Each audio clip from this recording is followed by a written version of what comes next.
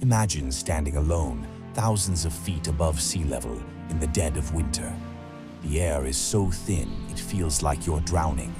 The wind screams at over 100 miles per hour, and temperatures plunge to negative 40 degrees Fahrenheit.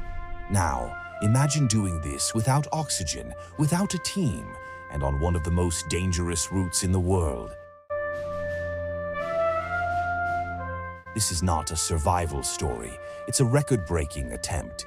Meet Jost Kobusch, the man who dared to defy Everest itself. Jost Kobusch is no stranger to danger. At just 32 years old, this German alpinist has already etched his name into climbing history.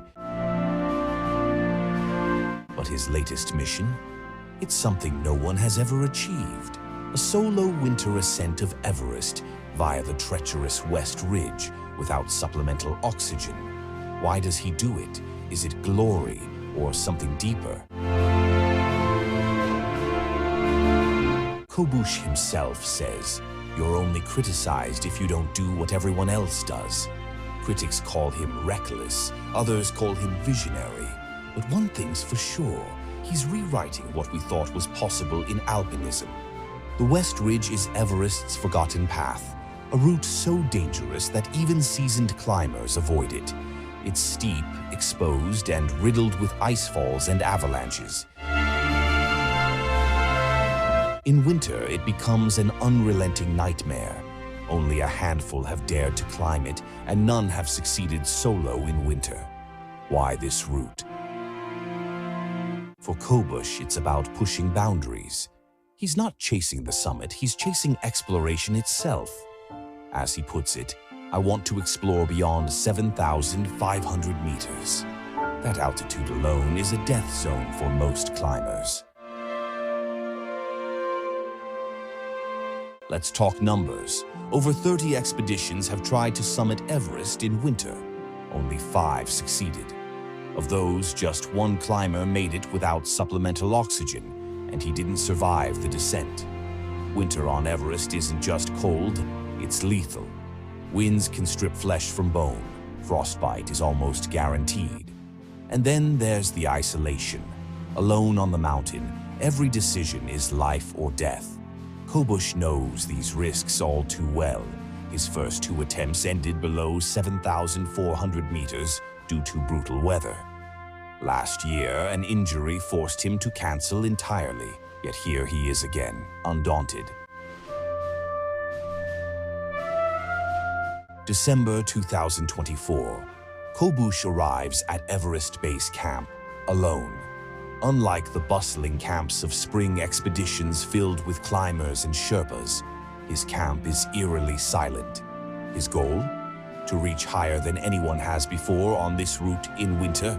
He begins his ascent through the Khumbu Icefall, a labyrinth of shifting glaciers and deadly crevasses. Every step could be his last.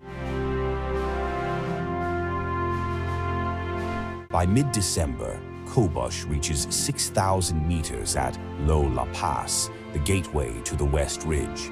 Here, he faces winds strong enough to tear tents apart and temperatures that freeze water bottles solid within minutes. But this isn't just a battle against nature, it's a battle against himself. Alone for weeks on end, he must wrestle with fear, doubt, and exhaustion.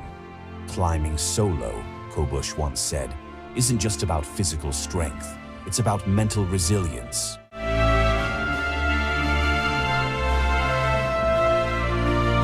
December 27th, Kobusch reaches 7,537 meters, the highest point ever climbed on this route in winter, since a French team set the record in 1983.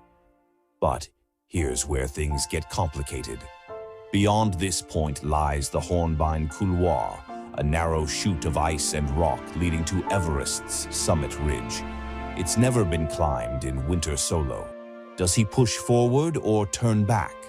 For Kobusch, every step higher means thinner air and greater danger.